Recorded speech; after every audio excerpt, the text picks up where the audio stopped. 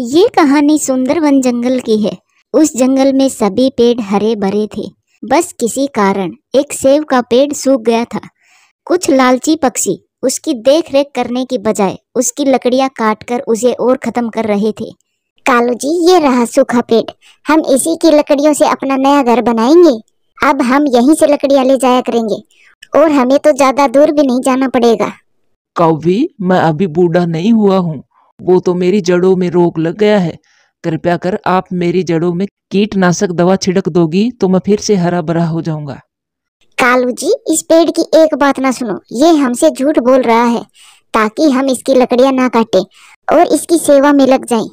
नहीं कौवी, ऐसा मत कहो। मैं एक सेब का पेड़ हूँ। याद करो, तुम दोनों ने भी कभी तो मेरे मीठे मीठे सेब खाए होंगे। आप दोनों मुझ पर दया करें। चुप, एकदम चुप। तेरी ऐसी हालत देखकर कहीं से भी ऐसा नहीं लग रहा कि कभी तुमने हमें भी सेब खिलाए होंगे। झूठे मक्कार पेड़, अब देखना, हम तो तेरी ही लकड़ियां काटेंगे। ऐसे वो पेड़ उन कौवों से विनती करता रहता है, लेकिन कालू और गोरी बिना कुछ सोचे समझे उसकी टहनियां काट लेते हैं। सूखा पेड़ रो रहा था। तभी उसके एक साथी दोस्त को उस पर दया आती है और वो बोलता है, दुखी ना हो छोटे दोस्त, ऐसा हम सभी के साथ होता है। जब तक हम फल देते हैं तब तक हमारी बात मानी जाती है। जब हम सूख जाते हैं तब किसी के काम के नहीं होते, बस काटने के ही लायक होते हैं। लेकिन बड़े भैया जी, मैं भी जीना चाहता हूँ। मेरी उम्र मरने की नहीं हुई है। मैं अभी जवान हूँ, बूढ़ा भी नहीं हुआ हूँ।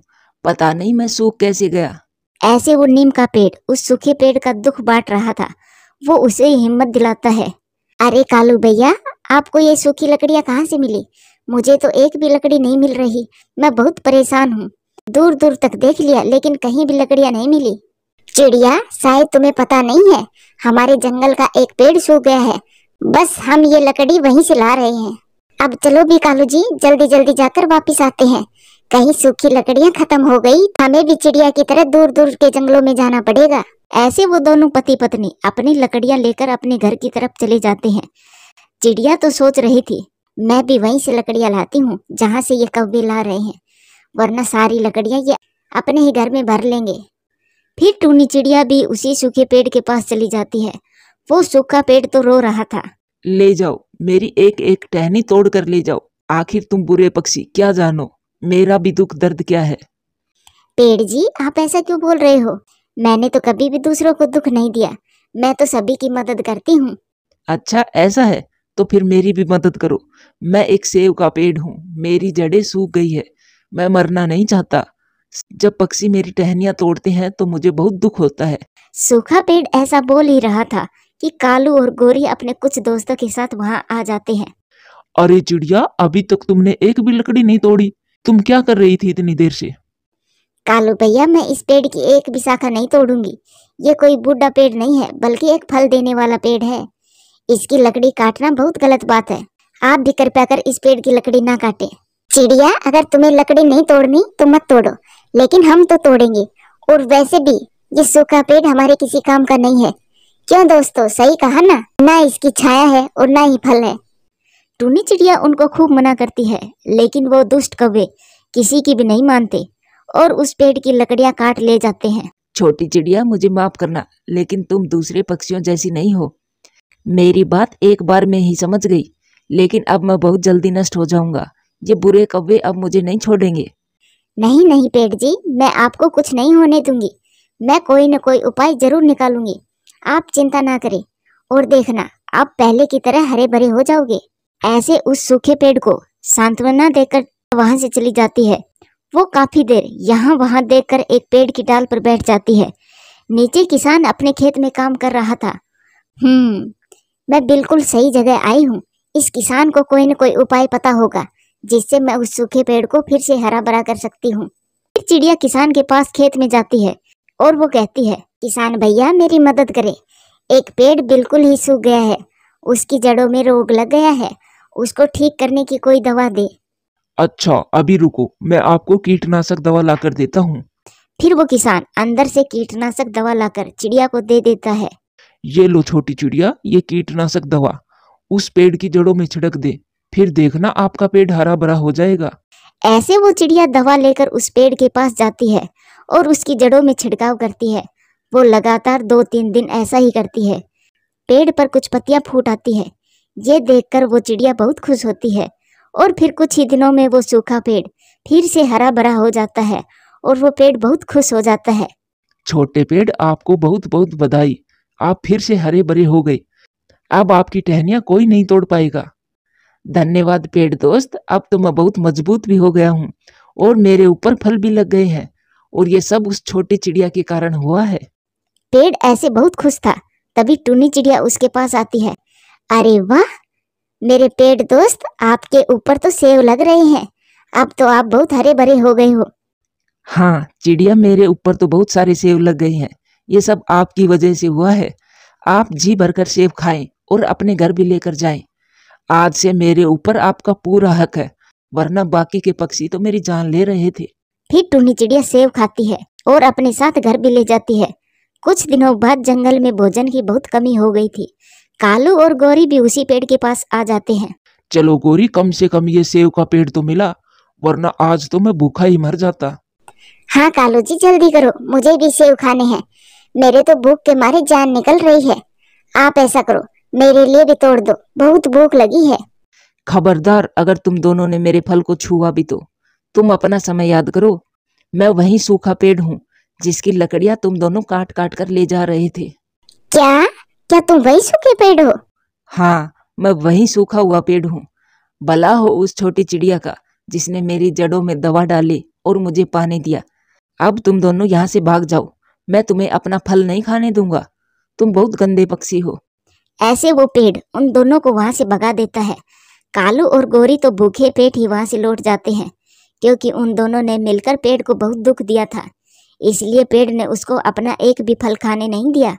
और टूनी चिड़िया रोज उस पेड़ पर सेब खाती और अपने घर भी ले जाती। प्यारे दोस्तों, वीडियो अच्छी लगे तो लाइक करें, शेयर करें, कमेंट करें और हाँ, चैनल को सब्सक्राइब करें।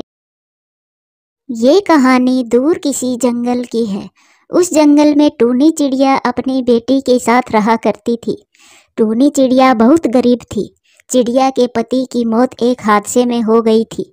वो अपनी बेटी का लालन पालन बहुत मुश्किल से कर पा रही थी। टूनी चिड़िया के पड़ोस में ही कालू कौवा और गौरी कौवी रहा करती थी। वो बहुत ही लालची और शैतान थे। आज गौरी कौवी कुछ खाना बना रही थी। उनके घर से बहुत अच्छी खुशबू आ रही थी। मम्मा, मम्मा, मुझे बहुत जोरों की भूख लगी है। आप जल्दी से बताइए आज मेरे लिए क्या बना रही हो? मेरे बेटे, आप थोड़ा इंतजार करो, मैं आज आपके लिए चीज बर्गर बना रही हूँ। आज तुम खाते खाते अपना पंख चाटते रह जाओगे। मम्मा, आप मुझे थोड़ा पानी भी दे दो, ये दाना बहुत सूखा हुआ है, मुझसे खाया नहीं जा रहा। मम्मा, आप मुझे थोड़ा पानी दे दो, मैं ये दाना पानी में भिगोकर खा लूंगी। टूनी चिड़िया अपनी बेटी को पानी का गिलास देती है और अपना मुंह दूसरी तरफ कर लेती है, क्योंकि वो अपनी बेटी से अपने आंसू छिपा रही थी। टूनी चिड़िया बहुत बेबस और लाचार माँ थी। मम्मा, ये खुशबू कहाँ से आ रही है? लगता है गौरी आंटी के घर से आ रही है। मम्मा, ये खुशबू किस चीज की आ रही है? चिंकी बेटा, खुशबू वाली लकड़ी जलाई होगी गौरी ने चूल्हे में। लेकिन मम्मा, मुझे तो ये खुशबू किसी स्वादिष्ट भोजन की लग रही है। मुझे क्या मालूम बेटी किस चीज की आ रही है। फिर चिंकी अपना दाना पानी में भिगोकर खाने लगती है और अपने घर से बाहर जाकर बैठ जाती है। जब से चिंकी के पिता की मृत्यु हुई थी, तब से वो बहुत मुश्किल से अपना गुजारा कर रही थी। कभी सूखी रोटी तो कभी सूखा दाना, यही उन दोनों माँ बेटी का भोजन हुआ करता था। वो दोनों ऐसे ही बिना शिकायत के अपना जीवन गुजार रही थी। ये लो जग्गू बेटा, ये चीज बर्गर खा लो, तुम्हारे मुंह में पानी आ रहा होगा। मम्मा, मैं बाहर जाकर खाऊंगा और चिंकी को दिखाकर उसका मन ललचाऊंगा। अच्छा तो ठीक है, बाहर जाकर खा लेना, लेकिन उस चिंकी को देना नहीं। बहुत मुश्किल से बनाया है चीज बर्गर अपने बेटे के लिए। फिर जग्गू बाहर चिंकी के पास आ जाता है और अपने चीज बर्गर की एक बाइट लेकर कहता है, गरीब माँ की गरीब बेटी, ये जो चीज है ना जो मैं खा रहा हूँ, ये तुमने कभी खाई है या नहीं? मुझे तो लगता है तुमने देखी नहीं होगी। नहीं जग्गू, मैंने कभी भी नहीं खाई है, मैं तो अभी अभी सूखे दाने खाकर आई हूँ। मेरा चीज बर्गर बहुत स्वादिष्ट है, इसे चीज बर्गर कहते हैं। आज तो इसे खाकर मजा ही आ गया। उनकी ये बातें सुनकर चिंकी की मम्मा भी बाहर आ जाती है। जग्गू, तुम्हें कितनी बार समझाया है कि तुम खाने की चीजें मेरी बेटी के सामने बैठकर मत खाया करो, अपने घर में बैठकर खाया करो। जाओ यहाँ से। मैं खाऊंगा, मैं तो खाऊंगा, मैं तो यहीं बैठकर खाऊंगा। मम्मा कोई बात नहीं, इसे यहीं बैठकर खाने दो, मुझे जग्गू को खाते देखकर बहुत अच्छा लग रहा है। जग्गू, तुम जाते हो या नहीं? जाओ यहाँ से। टूनी चिड़िया ऐसी कह ही रही थी कि गोरी कौवी भी वहां आ जाती है। हाँ हाँ, तुम्हारी इतनी औकात, मेरे बेटे को एक बार पंख लगाकर तो दिखाओ। तुम्हारे पंख ना तोड़ दूं तो कहना, गरीब चिड़िया कहीं की। मेरा जग्गू कहीं भी बैठकर खाए, तुम्हें इससे क्या समस्या है? गौरी बहन, आप तो जानती हो कि अभी चिंकी के पापा इस दुनिया में नहीं है, और जिन बच्चों के पापा नहीं होते उन्हें ऐसी चीजें खाने को नहीं मिलती। इसीलिए अपने बेटे को कहो कि वो मेरी बेटी का जीना ललचाया करे। चिंकी के पापा नहीं तो इसमें मैं क्या करूं? तुम तो ऐसी कह रही हो जैसे मैंने ही मारा हो चिंकी के पापा जी को। चलो जग्गू बेटा, घर चले, इस मनहूस के मुंह लगने का कोई फायदा नहीं है। फिर गोरी और जग्गू वहां से चले जाते हैं। मम्मा, आप परेशान ना हुआ करें, मैं कौन सी वो चीजें खाने को मांग रही हूँ आपसे। गोरी, आज तुम उस चिड़िया के साथ क्यों झगड़ा कर रही थी? कालू जी, मजा आता है। सच बताऊं तो मुझे उस चिड़िया से झगड़ा करके बहुत मजा आता है। गोरी, उसे तुम ज्यादा परेशान ना किया करो, वो बहुत कमजोर चिड़िया है, किसी दिन वो मर जाएगी तुम्हारा थप्पड़ खाकर। हाँ कालू जी, वो कमजोर तो है, वो खाती ही क्या है, दोनों माँ बेटी एक दाना सुबह और एक दाना शाम को खाती है। ऐसे ही कुछ समय गुजर जाता है। फिर एक दिन गोरी कौवी की सहेली मिंकी उससे मिलने आती है। गोरी मेरी सहेली, ये तुम्हारे पड़ोस में टूटा हुआ घर किसका है? मिंकी, एक गरीब चिड़िया यहाँ रहती है, ये घर उसी का है। तो फिर गोरी, उसे भगाओ यहाँ से, उसके घर से तुम्हारे घर की भी रौनक खत्म हो रही है। कल को तुम्हारे जग्गू की शादी भी तो होनी है, ऐसे गरीबों वाले मोहल्ले में कौन शादी करेगा जग्गू की? मिंकी, ये तो मैंने कभी सोचा ही नहीं था। आज आने दो तुम्हारे भाई कालू को, मैं आज ही इसे यहाँ से भगा देती हूँ और इसके टूटे हुए घर को आग लगा दूंगी। ना ना गोरी, आग ना लगाना, वरना पेट जल जाएगा। तुम मुझे दे देना ये घर, मैं ये घर अपनी बहन को दे दूंगी, वो भी इस चिड़िया की तरह बहुत गरीब है। वैसे तो मेरी बोलचाल बहुत कम है उसके साथ। फिर शाम को कालू कौवा घर आ जाता है। कालू जी, क्या तुम्हें नहीं लगता इस चिड़िया की वजह से जंगल के तमाम पक्षी हमारे मोहल्ले को गरीबों वाला मोहल्ला समझेंगे? गोरी, लगता तो है, लेकिन इसमें मैं क्या कर सकता हूँ? कालू, करना क्या है, इसे यहाँ से भगा देते हैं। हाँ गोरी, ये तो ठीक कहा तुमने, मैं अभी उससे बात करता हूँ। फिर कालू कौवा गुस्से में टूनी चिड़िया के घर जाता है। कालू भैया, बताइए क्या हुआ, क्या बात है? टूनी चिड़िया, बहुत रह लिए साथ में, अब तुम्हें यहाँ से जाना होगा। मुझे जाना होगा, मगर कहाँ कालू भैया? टूनी, हम कुछ ही दिनों में जग्गू की शादी करने वाले हैं, और मैं नहीं चाहता कि जंगल के पक्षी हमारे मोहल्ले को गरीबों वाला मोहल्ला कहे। चिड़िया, सिर्फ तुम्हारी वजह से ही हमें गरीबों वाला टैग मिला हुआ है। लेकिन कालू भैया, मैं कहाँ जाऊँ अपनी छोटी सी बच्ची को लेकर? ये मुझे नहीं मालूम, लेकिन तुम्हें जाना ही होगा यहाँ से। फिर रोकी और मिठू भी शोर सुनकर वहां आ जाते हैं। रोकी भैया, मेरा घर टूटा हुआ है, तो क्या मेरा इस मोहल्ले में रहने का कोई अधिकार नहीं है? टूनी चिड़िया, वैसे बात तो कालू कौवा की भी सही है, सब आते जाते ये टूटा हुआ घर देखकर हंसते हैं। हाँ हाँ टूनी चिड़िया, अगर तुम इस मोहल्ले में रहना चाहती हो तो अपने घर की अच्छे से मरम्मत कर लो। हाँ हाँ, लेकिन एक बात याद रखना चिड़िया, घर नया लगना चाहिए, नया, फिर ही तुम यहाँ रह सकती हो, सुन लिया? फिर वो सब वहां से चले जाते हैं। परेशान टूनी चिड़िया अपनी बेटी से कहती है, चिंकी बेटी, हमारी कुल्हाड़ी कहाँ है? हमें आज ही अपने घर को नया करना होगा। मम्मा, मैं भी आपके साथ चलूंगी, मैं आपकी मदद करूंगी लकड़ियाँ काटने में। फिर वो दोनों माँ बेटी जंगल से लकड़ियाँ काटने चली जाती है। वो दोनों लकड़ियाँ काट रही थी कि चिंकी को एक खोखला पेड़ मिल जाता है। चिंकी उस पेड़ पर अपनी कुल्हाड़ी जलाती है। उसे उस पेड़ के अंदर से किसी चीज की आवाज महसूस होती है। मम्मा, मम्मा, इस पेड़ के अंदर कुछ है, ऐसा लग रहा है कि कुल्हाड़ी से कुछ टकरा रहा था। फिर वो माँ बेटी उस पेड़ को जड़ से काट देती है। पेड़ को काट देने के बाद उन दोनों माँ बेटी की आंखें खुली की खुली रह जाती है, क्योंकि खोखले पेड़ में ढेर सारा सोना और चांदी भरा हुआ था। चिंकी बेटी, ये तो सोना चांदी है। बेटा, भगवान ने हमारी सुन ली, अब हमारे भी अच्छे दिन आने वाले हैं। मम्मा, अब मैं भी अच्छी अच्छी चीज खाऊंगी और हमारा घर भी सबसे सुंदर बनेगा। फिर टूनी चिड़िया और उसकी बेटी वो सारा धन लेकर अपने घर चले जाते हैं और कुछ ही दिनों में टूनी चिड़िया अपने लिए एक सुंदर सा घर भी बना लेती है। जग्गू, ये लो चिकन बर्गर, तुम भी खा लो। मैंने ऑनलाइन ऑर्डर किया था। तुमने तो मेरी गरीबी का मजाक बनाया था, लेकिन मैं ऐसा नहीं करूंगी। ऐसे टूनी चिड़िया गरीब से अमीर बन जाती है। गौरी कौवी एक पेड़ पर बैठी हुई थी कि वहां पर एक दूसरे जंगल की चिड़िया आती है। कौवी, काली कौवी, क्या टूनी चिड़िया का मोहल्ला यही है? हाँ, यही है। काली कौवी, वो टूनी चिड़िया तो इतनी सुंदर है और तुम कितनी काली कलुट्टी हो। तुम इस मोहल्ले में क्या कर रही हो? जाओ यहाँ से। इतना कहकर वो चिड़िया वहां से चली जाती है। आज गौरी कौवी टूनी चिड़िया के सामने खुद को बहुत गरीब महसूस कर रही थी। दोस्तों, इस कहानी से सीख मिलती है कि हमें कभी भी किसी गरीब का मजाक नहीं उड़ाना चाहिए। क्या पता कब किसी का दिन बदल जाए। दोस्तों, कहानी अच्छी लगे तो लाइक करें, शेयर करें, कमेंट्स करें और हाँ, चैनल को सब्सक्राइब करें। धन्यवाद। दूर किसी जंगल में टूनी चिड़िया अपने 2 बच्चों के साथ रहा करती थी। बेटी चिंकी बहुत बुद्धिमान थी और अपनी मम्मा का हर कहना मानती थी और कभी भी अपनी मम्मा को परेशान नहीं करती थी। जबकि कुक्कू बहुत शरारती हो गया था। वो पूरे दिन किसी न किसी वजह से अपनी मम्मा को परेशान करता रहता। वो जंगल में किसी न किसी के साथ कोई शरारत करता रहता था और अब तो वो झूठ भी बोलने लगा था। मम्मा, मम्मा, मुझे पानी पीने जाना है नदी पर। बहुत जोरों की प्यास लगी है। कुक्कू बेटा, अभी अभी तो पानी पीकर आए हो नदी से, फिर इतनी जल्दी प्यास लग गई आपको? कुक्कू बेटा, ऐसे फिजूल में नहीं घूमते रहते। मम्मा, मैं जल्दी ही आ जाऊंगा पानी पीकर।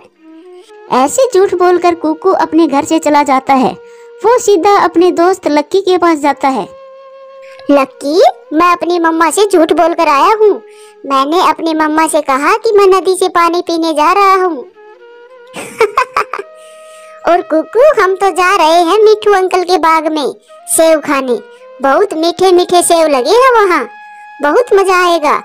कुक्कू, जल्दी चलो, अब मुझसे और इंतजार नहीं हो रहा। ऐसे कहते हुए वो दोनों दोस्त मिठू तोते के सेवों के बाग में चले जाते हैं। वो दोनों एक एक खाते और एक एक नीचे गिराते जाते। वो दोनों खा कम रहे थे और बिगाड़ ज्यादा रहे थे।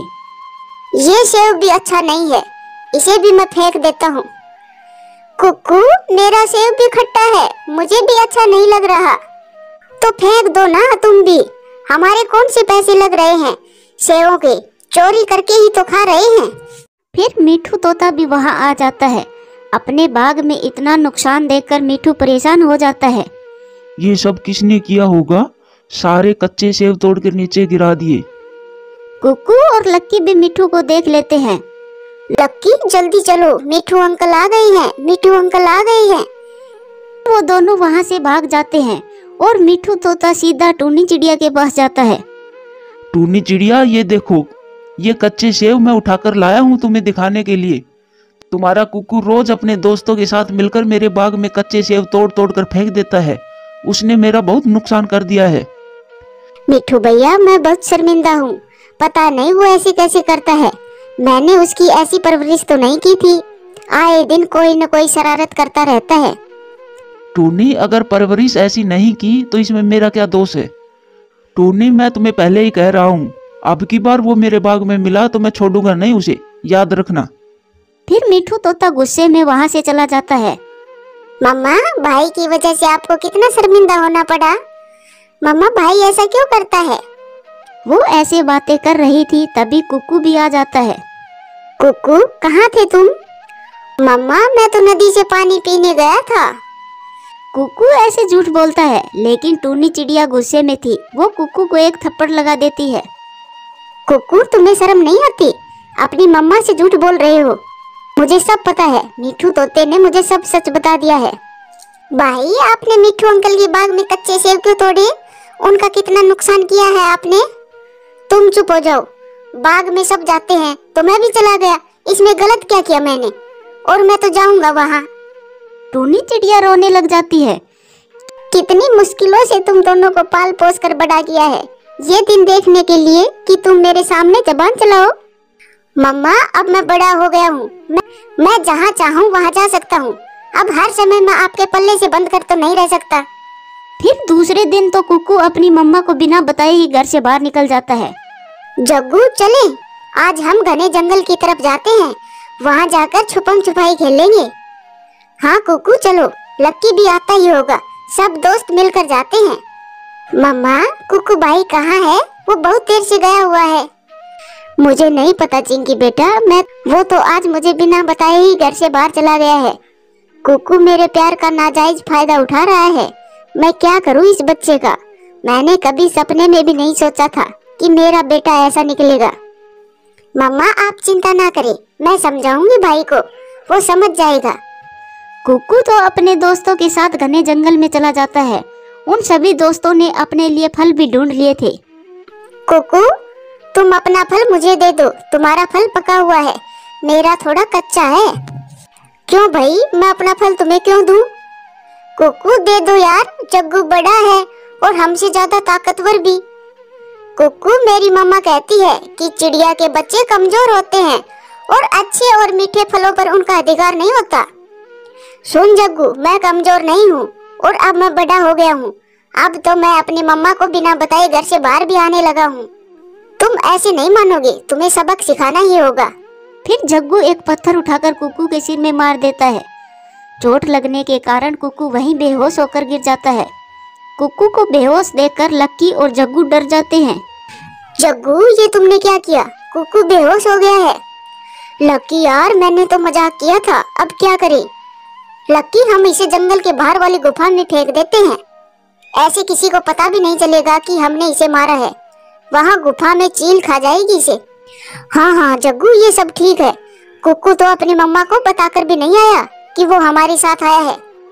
फिर वो दोनों कुकू को पुरानी गुफा के अंदर फेंक देते हैं और वहाँ से भाग जाते हैं।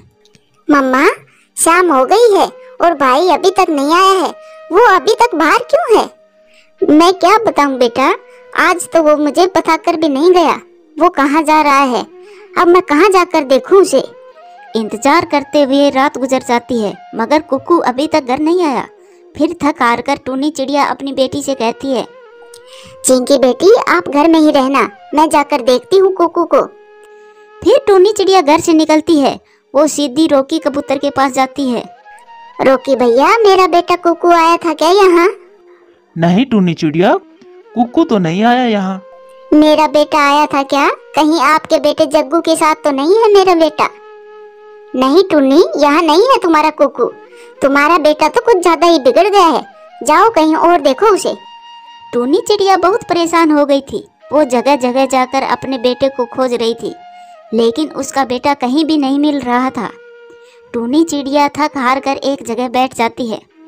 मम्मा मम्मा मुझे बचा लो, मम्मा मम्मा मुझे बचा लो, मम्मा मम्मा मैं यहाँ हूँ। आधी रात को कुकू होश में आ जाता है। पेड़ पर बैठी टूनी चिड़िया को अपने बेटे की आवाज सुनाई देती है। मम्मा मम्मा मम्मा मैं यहाँ हूँ, मम्मा मुझे बचा लो। ये तो कुकू की आवाज है। मेरे बच्चे तुम कहाँ हो? फिर टूनी चिड़िया आवाज की दिशा में जाती है। कुकू बेटा आप यहाँ कैसे आए? मम्मा मुझे बचा लो, मम्मा मुझे बचा लो, मुझे बचा लो मम्मा।